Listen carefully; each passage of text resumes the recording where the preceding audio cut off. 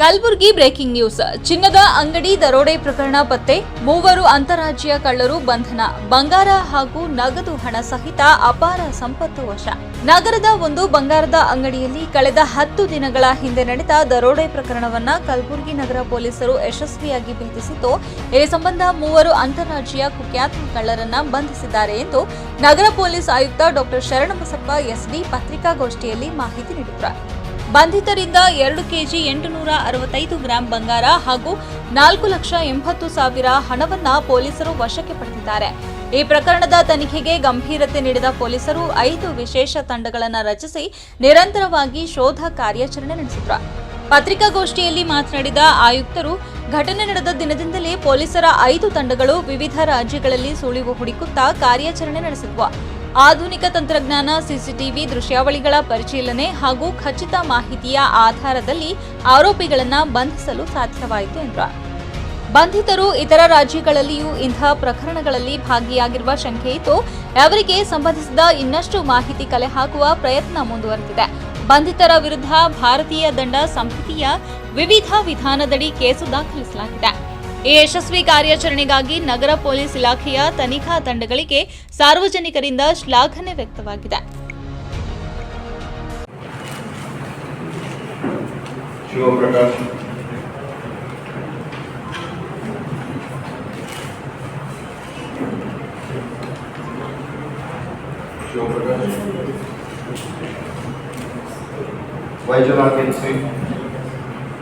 Prabhakar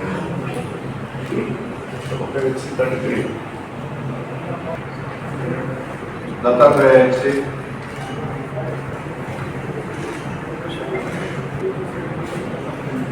Naveen Kumar TC,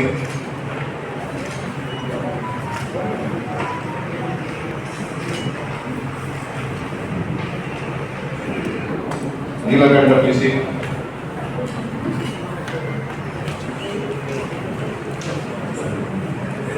Sumit CBC,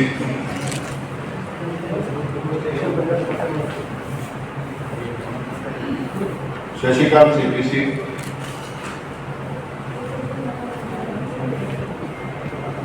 Umesh CPC,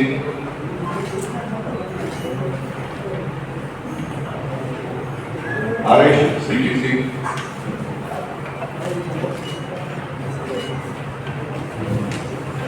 Atmakumar CPC,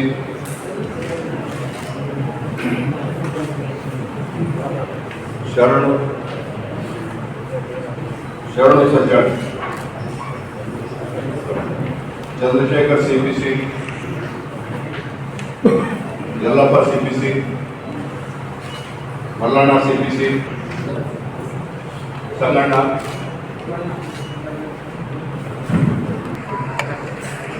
Javed,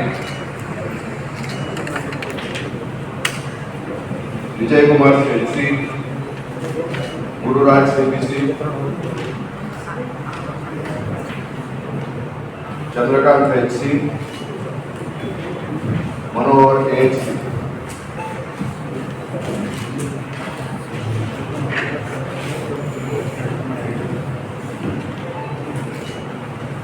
Santosh Bannatti ಎ.ಸಿ.ಪಿ.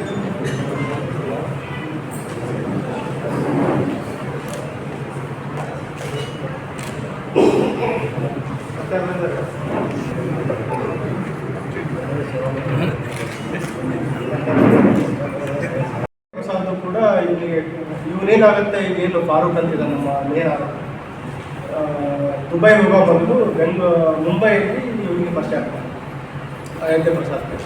Ayodhya Prasad ಅವನು ಈ cloth business, ಈ ಫುಟ್ಪಾತಲ್ಲಿ ಬಟ್ಟೆ ವ್ಯಾಪಾರ ಮಾಡುವಂಥ ಬಿಸ್ನೆಸ್. ಅವನ ಮೇಲೆ ಈ ಬಟ್ಟೆ ಕಳ್ಳತನದು ಒಂದು 17ರಿಂದ 18 ಪ್ರಕರಣ.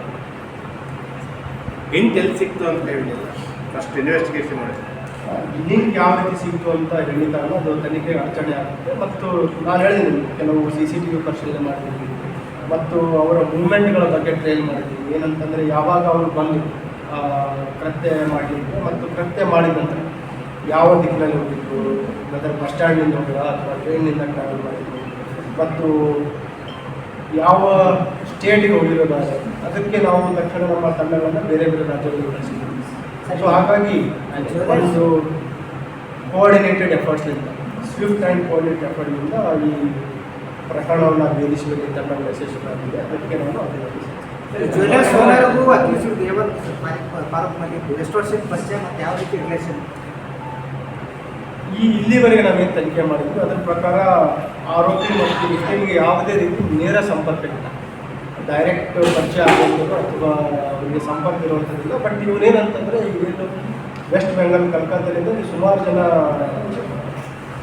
ಈ ಗೋಲ್ಡ್ ಕಾರ್ಯಗಾರಿ ಬಿಸ್ನೆಸ್ ಮಾಡ್ತಾ ಇದ್ದಾರೆ, ಮಾಡಿ ಇಲ್ಲಿ ಅಂಗಡಿಗಳಿಗೆ ಸಪ್ಲೈ ಮಾಡೋಂಥ ಭಾಳ ಜನ ಇದ್ದಾರೆ.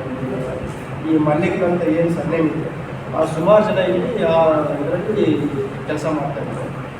ಅವರ ಒಂದು ಗ್ರೂಪಲ್ಲಿ ಇರುವಂಥದ್ದು ಏನಂತಂದರೆ ಏನು ಒಂದು ಮೋತಿಲಾಲ್ ಇದ್ದಾರೆ, ಅದರಲ್ಲಿ ಅವನು ಜಾಸ್ತಿ ಒಂದು ಹೋಲ್ಸೇಲ್ ಮಟ್ಟದಲ್ಲಿ ತುಂಬ ದೊಡ್ಡ ಮಟ್ಟದಲ್ಲಿ ಬೆಳೆದಿದ್ದಾನೆ ಅಂತ ಅವರಿಗೆ ಅಡ್ಡಿ ಆಗಿದೆ.